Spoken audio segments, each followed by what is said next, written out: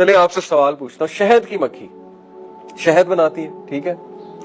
ساری عمر ایک شہد کی مکھی, اس کی عمر ہوتی ہے, پتہ نہیں مجھے ایگزیکٹ آئیڈیا نہیں ہے, میرے خیال 2-3 سال ہوتی ہوگی شاید, یا 1 سال. بہرحال ساری عمر شہد کی مکھی محنت کرتی ہے, ٹھیک ہے. کس طرح؟ رس چوستی ہے ان کا پھولوں کا, اور سبحان اللہ اس کے پیٹ میں شہد بنتا ہے. اللہ تعالیٰ نے پوری فیکٹری لگائی ہے اس کے پیٹ میں.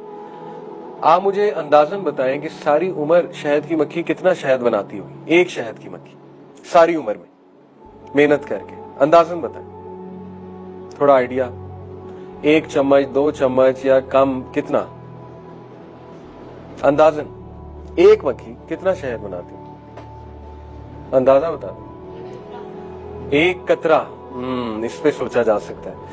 دیکھیں جو چمچ ہوتا ہے نا اتنا, اس کا 12واں حصہ, تقریباً 2-3 قطرے, ٹھیک ہے, اس کا 12واں حصہ, ٹھیک ہے.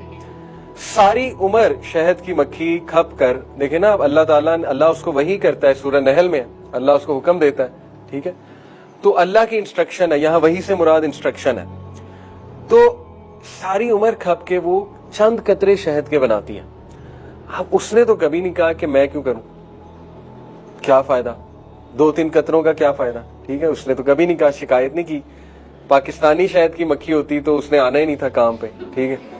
اس نے کہنا تھا کیا فائدہ, لیٹ ہو جاؤ, ٹھیک ہے, میرے کرنے سے کیا ہوگا.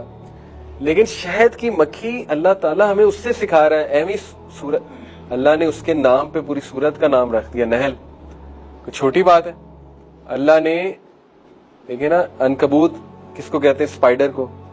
نحل کہتے ہیں شہد کی مکھی کو, ٹھیک ہے. اسی طرح نمل کسے کہتے ہیں؟ چیونٹی کو. اللہ نے ایسے یہ کریڈٹ نہیں دیا ہوا ان مخلوقات کو. یہ کبھی آپ غور کریں, چیونٹی جو ہے اس کو کبھی آپ آبزرو کریں, چیونٹی کو. چیونٹی چل رہی ہو نا, اس کے آگے آپ ہاتھ رکھ دیں تو وہ رک جاتی ہے. کیا کرتی ہے؟ راستہ چینج کر لیتی ہے. اس کے آگے آپ بک رکھ دیں, وہ راستہ چینج کر لیتی ہے, وہ رکتی نہیں ہے. وہ یہ نہیں کہتی کہ بس اب رک جاؤ, زندگی ختم, ٹھیک ہے. وہ چلتی رہتی ہے, اپنی منزل کی طرف جاتی ہے. تو اللہ تعالیٰ ہمیں مثالیں دیتا ہے چیونٹی سے, ہمیں مثالیں دیتا ہے شہد کی مکھی سے کہ وہ تھک نہیں رہی, وہ شہد بنائے جا رہی ہے, وہ یہ نہیں سوچ رہی 2 قطروں سے کیا ہوگا. اس کے اب 2 آپ لیسنز لیں. کبھی بھی اچھا کام کرتے یہ نہ سوچیں کہ میرے کرنے سے کیا ہو جائے گا, سمجھ آ رہی؟ یہ نہ سوچیں. کچھ لوگ یہ کہہ سکتے ہیں کہ آج کل دیکھو اسرائیل کے پروڈکٹس ہم بوائیکاٹ کر رہے ہیں نا, کوئی آپ کو کہہ سکتا ہے بھی آپ کے بوائیکاٹ کرنے سے کیا ہوگا. بھائی مجھے ہے حکم اذاں, سیدھی سی بات ہے. میں نے یہ نہیں دیکھنا میرے بوائیکاٹ کرنے سے کیا ہوگا, میں نے بس کرنا ہے. شہد کی مکھی کو کوئی یہ کہے کہ تو 2 قطرے بناتی ہے, کیا فائدہ تیرے 2 قطرے بنانے کا, نہ بنا. تو قطرہ قطرہ ہی تو دریا بنتا ہے نا. اگر ایک شہد کی مکھی نے شہد بنانا چھوڑ دیا, وہ کام پہ نہ آئی, دوسری بھی کہے گی میں نے بھی نہیں آنا, تیسری بھی کہے گی میں نے بھی نہیں آنا. آہستہ آہستہ کیا ہوگا, شہد بننا کم ہو جائے گا. اور یہ تو میں نے شہد کی بات کی. آپ کو پتا ہے شہد کی مکھی کا اتنا بڑا رول ہے ایکو سسٹم میں, جو پولینیشن ہے, ایک پروسیس. پولینیشن کیا ہوتا ہے؟ جو بیج ہے, پولنز ہے, وہ ایک پھول سے دوسرے پھول میں ٹرانسفر شہد کی مکھی کرتی ہے. اگر وہ ٹرانسفر نہیں ہوں گے تو نباتات نہیں ہوں گے, پھول نہیں کھلیں گے, یہ گرینری نہیں ہوگی, سب ختم ہو جائے گا. پھول پودے سب ختم ہو جائے گا اگر وہ پولنز ایک جگہ سے دوسری جگہ شہد کی مکھی نہ لے کر گئی. تو دیکھیں شہد کی مکھی دیکھنے میں کچھ نہیں ہے, لیکن اس کا اتنا بڑا رول ہے کہ اگر وہ ایک بھی ماری جائے, 2-3 بھی ماری جائے نا, تو ایکو سسٹم پہ بہت فرق آتا ہے, افیکٹ آتا ہے شہد کی. اسی لیے اس کو مارنا نہیں چاہیے. آپ کو پتا ہے شہد کی مکھی کو اگر کاٹنے لگے تو وہ ایک الگ بات ہے, لیکن ویسے آپ اس کو نہ ماریں, اس کا ایک بہت بڑا مقصد ہے یہاں پہ.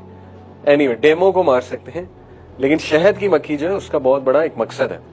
اب سوچیں, شہد کی مکھی کا اتنا بڑا مقصد ہے, آپ کا کوئی مقصد نہیں. انسان بلا مقصد زندگی گزارتا ہے. انسان یہ کہتا ہے میرے فجر پڑھنے سے کیا ہو جائے گا, میرے اچھی بات کرنے سے کیا ہو جائے گا, میرے بوائیکاٹ کرنے سے کیا ہو جائے گا, میرے چند ایک چیزیں کرنے سے کیا فرق پڑ جائے گا. بھائی فرق پڑے گا.